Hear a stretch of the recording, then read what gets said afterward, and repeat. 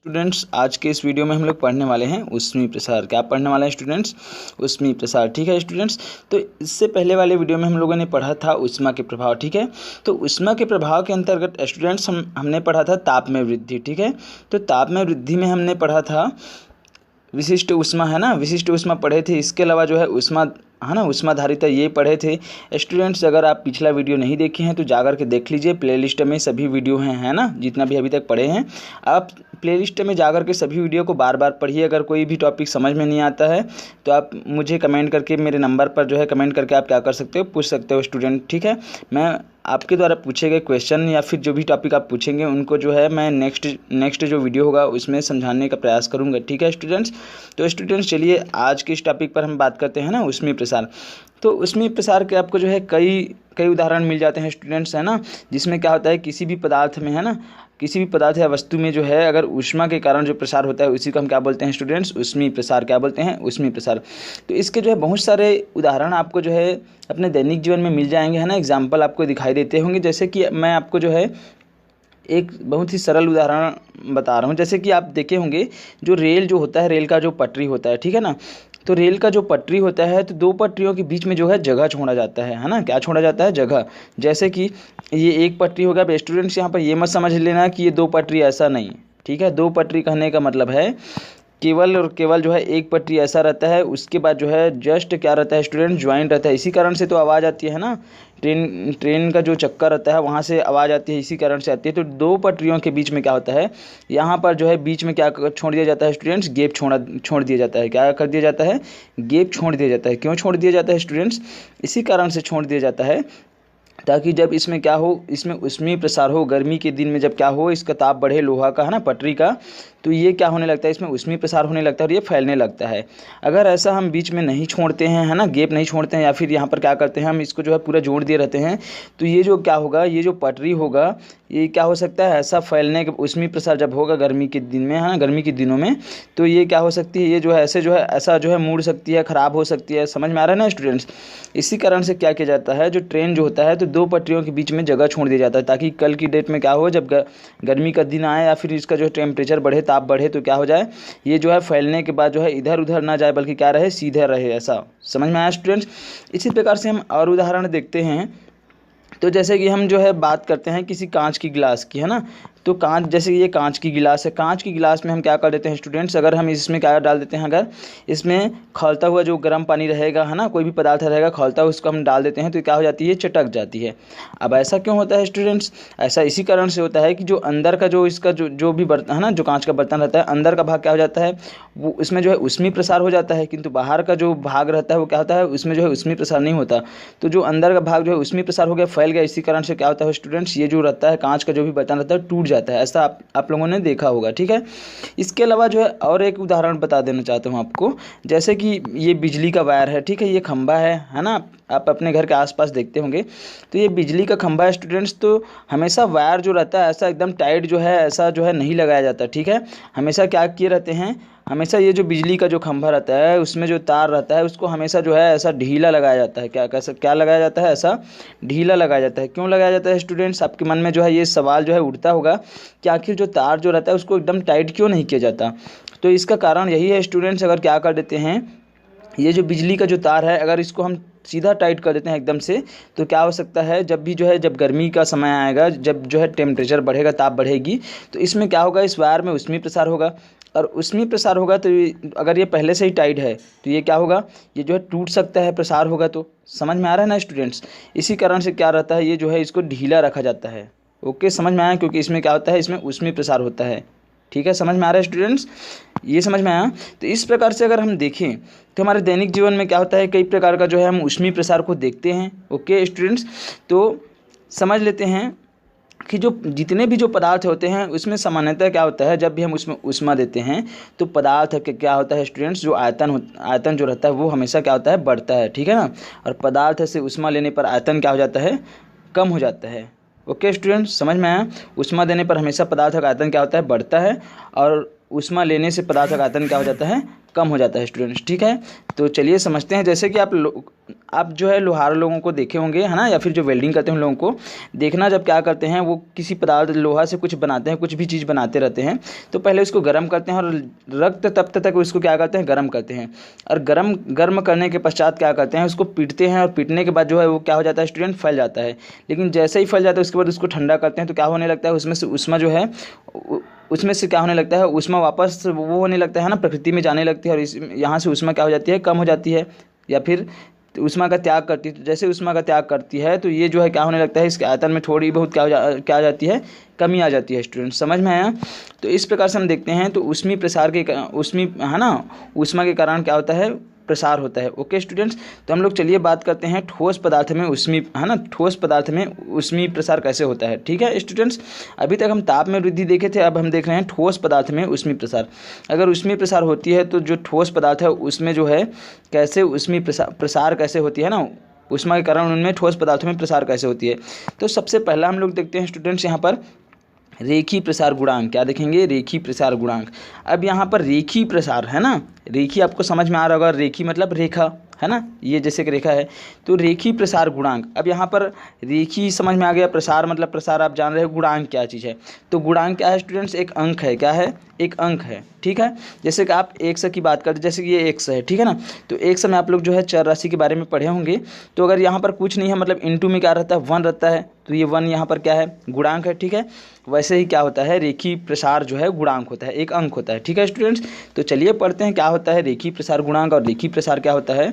तो चलिए समझते हैं यहाँ पर स्टूडेंट्स, किसी वस्तु की लंबाई में वह प्रसार जो वस्तु की इकाई लंबाई की क्षण में 1 सेंटीग्रेड ताप बढ़ाने पर होता है, रेखी प्रसार गुणांक कहलाता है। ठीक है ना, कहने का मतलब ये है किसी वस्तु की, है ना, किसी वस्तु की लंबाई में वह प्रसार जो उस वस्तु की इकाई लंबाई के क्षण में, जैसे कि ये वस्तु है, यहाँ पर ये वस्तु है, क्या है, ये वस्तु है। ठीक है, तो यहाँ पर समझिए वस्तु है, ये है ना, वस्तु है, और वस्तु की जो है इकाई लंबाई है ना, तो मान लीजिए इकाई लंबाई की क्षण है ये। ठीक है, अब इसका ताप हम क्या करते हैं, 1 सेंटीग्रेड बढ़ाते हैं। कितना बढ़ाते हैं, 1 सेंटीग्रेड बढ़ाते हैं। ठीक है, तो अगर हम इकाई लंबाई की जो क्षण है ना, किसी वस्तु की इकाई लंबाई की क्षण है, उसका ताप अगर हम 1 सेंटीग्रेड बढ़ाते हैं, तो बढ़ाने पर जो उसमें प्रसार होता है उस वस्तु में, है ना, उस वस्तु की लंबाई में जो प्रसार होता है उसी को हम बोलते हैं स्टूडेंट्स, क्या बोलते हैं, रेखी प्रसार गुणांक। क्या बोलते हैं स्टूडेंट्स, रेखी प्रसार गुणांक। ठीक है ना, देखिए यहाँ पर कितना बढ़ा, जैसे कि ये इकाई लंबाई में हम जो है किसी वस्तु की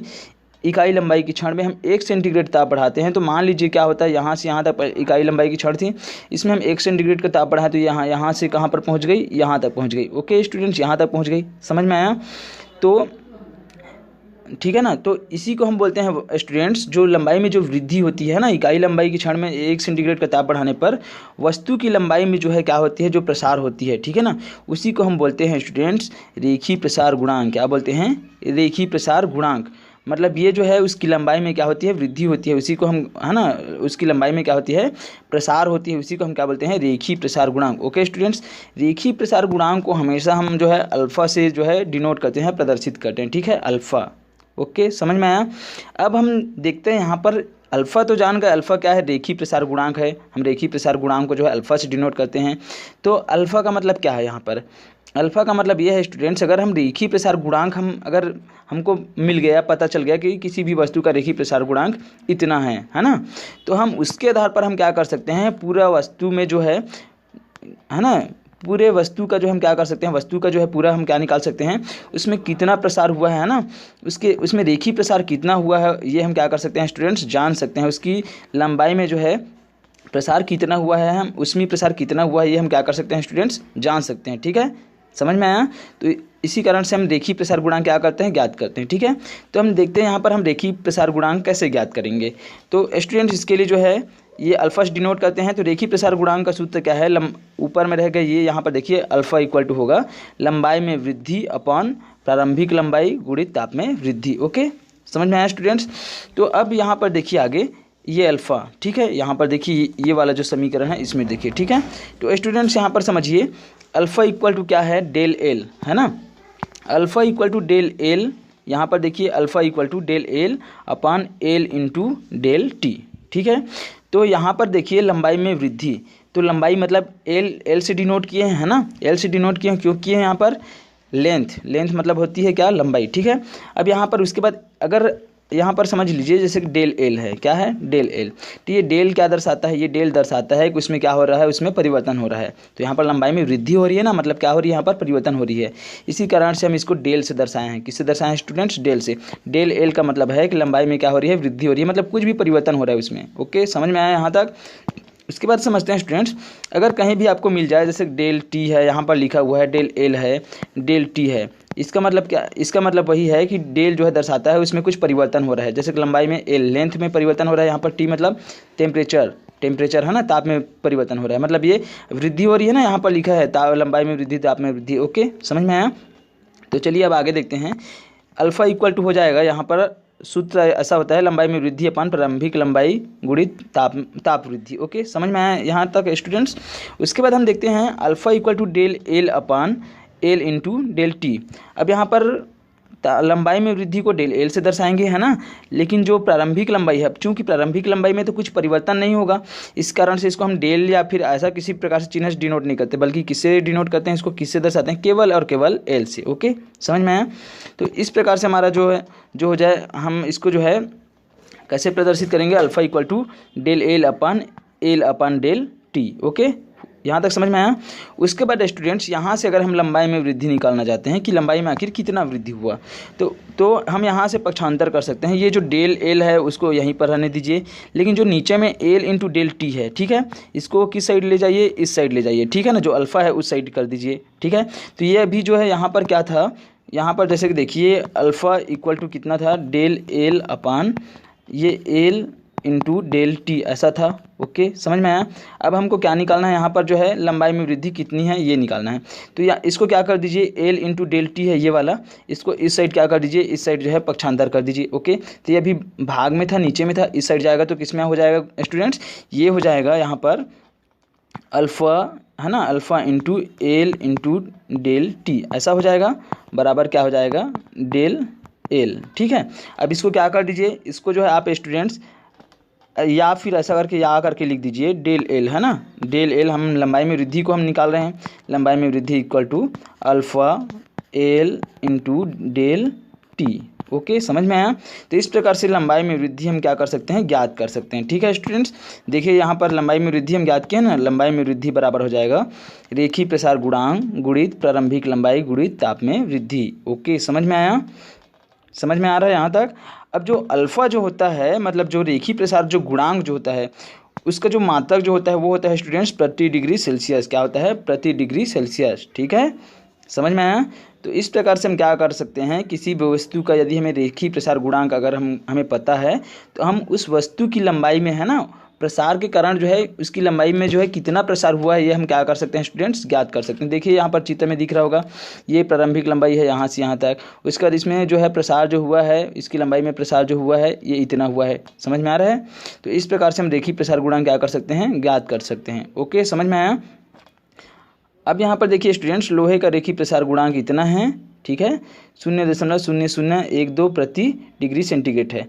अर्थात लोहे की लंबाई 1 मीटर लंबी छड़ का ताप 1 सेंटीग्रेड बढ़ाने पर उसकी लंबाई जो है 0.0012 मीटर से बढ़ जाती है। ये यहाँ पर बताया गया, ये आपके लिए उतना इंपॉर्टेंट नहीं है, आपके लिए इंपॉर्टेंट है ये है कि रेखीय प्रसार गुणांक जो है इसका मात्रा कितना होता है और इसका सूत्र क्या है, कैसे ज्ञात करेंगे। ओके स्टूडेंट्स, समझ में आया यहाँ तक।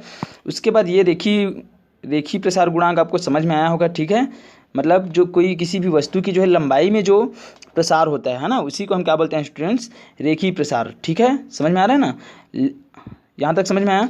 उसके बाद हम नेक्स्ट देखते हैं स्टूडेंट्स, दूसरा जो है वो है क्षेत्रीय प्रसार गुणांक। क्या है, क्षेत्रीय प्रसार गुणांक। ठीक है ना, तो क्षेत्रीय प्रसार गुणांक क्या होता है देखेंगे स्टूडेंट्स, यहाँ पर समझेंगे। तो अभी तक हम देख रहे थे जिसमें लंबाई, किसी भी वस्तु क्या हो रही थी, लंबाई में जो है वृद्धि हो रही थी प्रसार के कारण। ठीक है ना, तो रेखीय प्रसार गुणांक। अब यहाँ पर हम देख रहे हैं क्षेत्रीय प्रसार गुणांक। तो गुणांक मतलब तो आप जान ही गए हैं, क्षेत्रीय प्रसार गुणांक मतलब जो है क्षेत्रीय प्रसार गुणांक नाम से स्पष्ट है कि इसके क्षेत्र में क्या होगा, प्रसार होगा। तो चलिए देखते हैं क्या होता है क्षेत्रीय प्रसार गुणांक। तो वस्तु के क्षेत्रफल में वह प्रसार जो वस्तु के एकांक क्षेत्रफल का ताप 1 सेंटीग्रेड बढ़ाने पर होता है, क्षेत्रीय प्रसार गुणांक कहलाता है। ओके, कहने का मतलब ये है कि किसी भी वस्तु के एकांक क्षेत्रफल का ताप, मान लीजिए कोई वस्तु है, ठीक है, इस वस्तु का जो है एकांक क्षेत्रफल का ताप जो है 1 सेंटीग्रेड बढ़ाने पर किसी भी वस्तु के जो है एकांक क्षेत्रफल का ताप जो है, एकांक क्षेत्रफल है ना, यहाँ पर बोला जा रहा है किसी वस्तु के एकांक क्षेत्रफल का ताप 1 सेंटीग्रेड बढ़ाने पर, है ना, उसके क्षेत्रफल में जो प्रसार होता है उसे ही हम क्या बोलते हैं स्टूडेंट्स, क्षेत्रीय प्रसार गुणांक। क्या बोलते हैं? क्षेत्रीय प्रसार गुणांक। समझ में आया? एक बार और सुन लीजिए।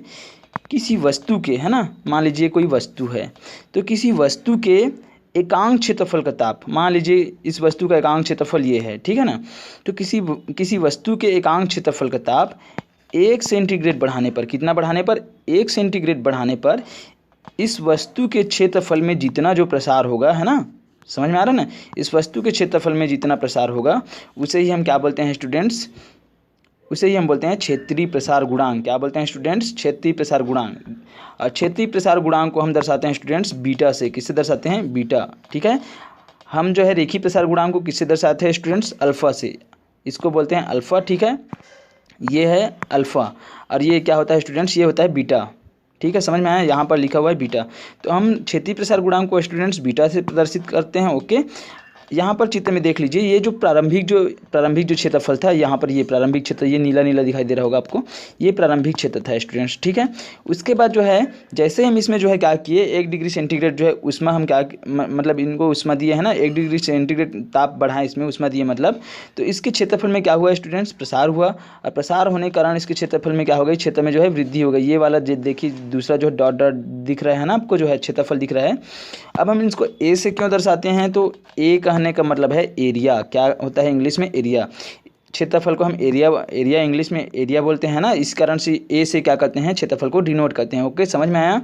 और अगर डेल ए है, इसका मतलब है कि वो जो एरिया है उसमें क्या हो रहा है? परिवर्तन हो रहा है। समझ में आ रहा है ना? परिवर्तन हो रहा है इसमें, मतलब वृद्धि हो रही है, मान के चलिए। इसमें जैसे कि हमारा यहाँ पर मतलब है वृद्धि का, तो इसमें परिवर्तन हो रहा है, मतलब क्या हो रहा है? इसमें वृद्धि हो रही है, ठीक है। तो चलिए देखते हैं हम क्षेत्रीय प्रसार गुणांक जो है कैसे ज्ञात करेंगे। तो क्षेत्रीय प्रसार गुणांक है ना, बीटा से प्रदर्शित करते हैं। इसका भी सूत्र जो होता है वो होता है स्टूडेंट्स, क्षेत्रफल में वृद्धि अपान प्रारंभिक क्षेत्रफल इंटू ताप वृद्धि। ओके, ये होता है, ठीक है स्टूडेंट्स। तो चलिए आगे देखते हैं। बीटा इक्वल टू क्या हो जाएगा? बीटा इक्वल टू डेल ए, है ना, del A upon A into del T. Okay, समझ में आया स्टूडेंट्स? चलिए यहाँ पर मैं लिख करके समझा देता हूँ, है ना। ये हो जाएगा, यहाँ पर देख लीजिए, बीटा इक्वल टू हो जाएगा क्षेत्रफल में वृद्धि अपान प्रारंभिक क्षेत्रफल इंटू ताप वृद्धि। ओके, समझ में आया? तो चलिए यहाँ पर समझिए, बीटा इक्वल टू क्या होता है? Beta equal to del A upon del, है ना, sorry, A into del T, ऐसा होता है, ठीक है ना। मतलब जो है क्षेत्रीय प्रसार गुणांक इक्वल टू क्षेत्रफल में वृद्धि अपान प्रारंभिक क्षेत्रफल इंटू तापमान में वृद्धि। ओके, समझ में आया? अब यहाँ से हमको जो है ये जो क्षेत्रफल है उसमें वृद्धि कितनी हुई है, क्षेत्रफल में वृद्धि को हमको क्या करना है? यहाँ पर से निकालना है, कितनी हुई ये हम लोग देखना चाहते हैं यहाँ पर, ठीक है ना। तो ये जो नीचे में है इसको क्या कर दीजिए? बटा के रूप में, भाग के रूप में। इस साइड जाएगा तो क्या होगा? पक्षांतर होगा, तो गुणा है ना, गुणा हो जाएगा, गुणा में चला जाएगा।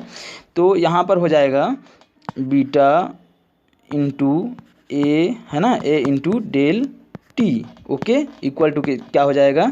डेल ए, ठीक है, समझ में आया? अब यहाँ से हमारा जो एरिया में जो परिवर्तन है या फिर एरिया में जो वृद्धि है ना, क्षेत्रफल में जो वृद्धि है वो क्या हो जाएगा? निकल आएगा। या फिर इसी को आप क्या लिख सकते हो स्टूडेंट्स? इसी को आप लिख सकते हो डेल ए इक्वल टू हो जाएगा बीटा इंटू ए इंटू डेल टी। ओके, यहाँ तक समझ में आया स्टूडेंट्स?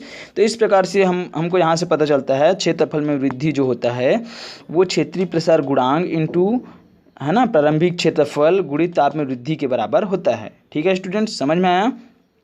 तो यदि हमको क्या क्या पता हो, यदि हमको ये पता हो कि हम क्षेत्रफल में वृद्धि अगर हम निकालना चाहते हैं तो हमको ये पता हो क्षेत्रीय प्रसार गुणांक कितना है, क्या है ना, और प्रारंभिक क्षेत्रफल उसका कितना था किसी भी वस्तु का, और जो ताप में जो वृद्धि हुई है वो कितनी हुई है, तो हम क्या कर सकते हैं स्टूडेंट्स? जो क्षेत्रफल में वृद्धि हुई है उसको हम क्या कर सकते हैं? निकाल सकते हैं। ओके, समझ में आया?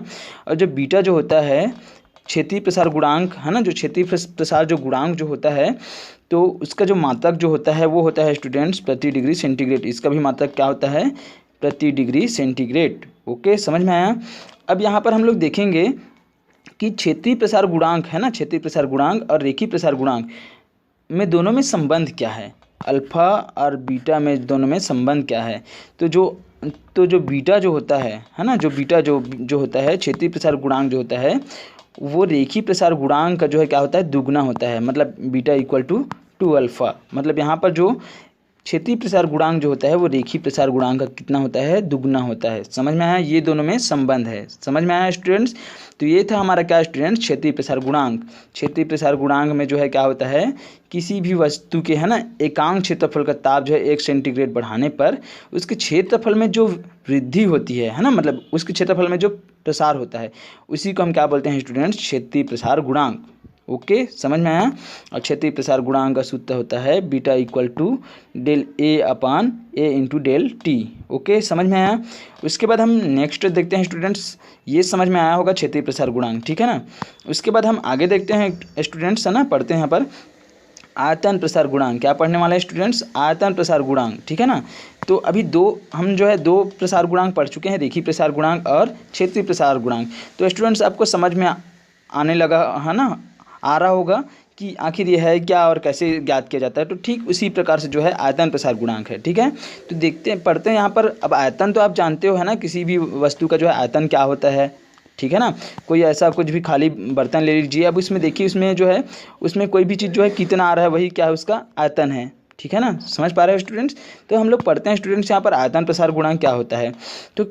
तो यहाँ पर देखिए, किसी वस्तु के आयतन में वह प्रसार जो वस्तु के एकांक आयतन का ताप 1 सेंटीग्रेड बढ़ाने पर है ना, 1 डिग्री सेंटीग्रेड बढ़ाने पर जो आयतन में जो प्रसार होता है वही क्या कहलाता है स्टूडेंट्स, है ना, उस वस्तु का आयतन प्रसार गुणांक कहलाता है। क्या कहलाता है, उस वस्तु का आयतन प्रसार गुणांक कहलाता है। कहने का मतलब ये है कि मान लीजिए क्या है, ये जो है एक वस्तु है, क्या है स्टूडेंट्स, ये एक वस्तु है। अब इस वस्तु का जो है हम क्या करेंगे, एकांक आयतन, मान लीजिए एकांक आयतन, यहाँ पर छोटा सा एकांक आयतन ले लीजिए, इकाई, एकांक मतलब इकाई, ठीक है। तो ये एक वस्तु है, इस वस्तु का एकांक आयतन का ताप हम क्या कर दिए, 1 सेंटीग्रेड क्या कर दिए, बढ़ा दिए। तो इस वस्तु का एकांक आयतन का तापमान हम अगर 1 सेंटीग्रेड बढ़ाते हैं, है ना, तो इस वस्तु के एकांक आयतन का तापमान अगर 1 सेंटीग्रेड बढ़ाने पर इस वस्तु के जो आयतन में जो परिवर्तन होगा, है ना, इस वस्तु के आयतन में जो प्रसार होगा, ठीक है, समझ में आ रहा है, वही क्या कहलाएगा स्टूडेंट्स, इस वस्तु का जो है आयतन प्रसार गुणांक कहलाएगा। क्या कहलाएगा, इस वस्तु का आयतन प्रसार गुणांक कहलाएगा। ओके, समझ में आया यहाँ तक, आयतन प्रसार गुणांक क्या होता है। और जो आयतन प्रसार जो गुणांक जो होता है स्टूडेंट, उससे हम गामा से डिनोट करते हैं। किससे डिनोट करते हैं स्टूडेंट्स, गामा से। ऐसा ये होता है गामा, ठीक है, समझ में आया। तो चलिए देखते हैं, यहाँ पर देख लीजिए, जैसे कि ये चित्र में देख लीजिए, इस वस्तु का ये प्रारंभिक आयतन कितना था, ये इतना था। ये पहले ये जो है ना, ये दिख रहा है, इसका प्रारंभिक आयतन इतना था, मान लीजिए कितना था, v था। अब v से हम क्यों डिनोट कर रहे हैं स्टूडेंट्स, v मतलब होता है वॉल्यूम। क्या होता है, वॉल्यूम। वॉल्यूम मतलब आयतन। ओके, समझ में आ रहा है ना। v से डिनोट करने का मतलब है वॉल्यूम, और है ना, इंग्लिश में वॉल्यूम को जो है आयतन को वॉल्यूम बोलते हैं, इस कारण से v से डिनोट करते हैं। ओके, यदि यहाँ पर देख लीजिए स्टूडेंट्स, यहाँ पर जो प्रारंभिक जो आयतन है इनका क्या है, v है, ठीक है ना, मतलब उसमें कोई परिवर्तन नहीं हुआ है, इस कारण से प्रारंभिक आयतन।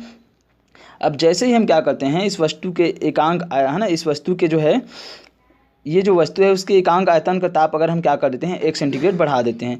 तो 1 सेंटीग्रेड जैसे ही बढ़ाते हैं स्टूडेंट्स, तो क्या हो जाता है, इसके ताप में जो है वृद्धि हो जाती है। और ताप में वृद्धि होने के कारण से क्या होता है, इस वस्तु में जो है क्या, इसके आयतन में क्या हो जाता है, इस वस्तु का आयतन में प्रसार हो जाता है।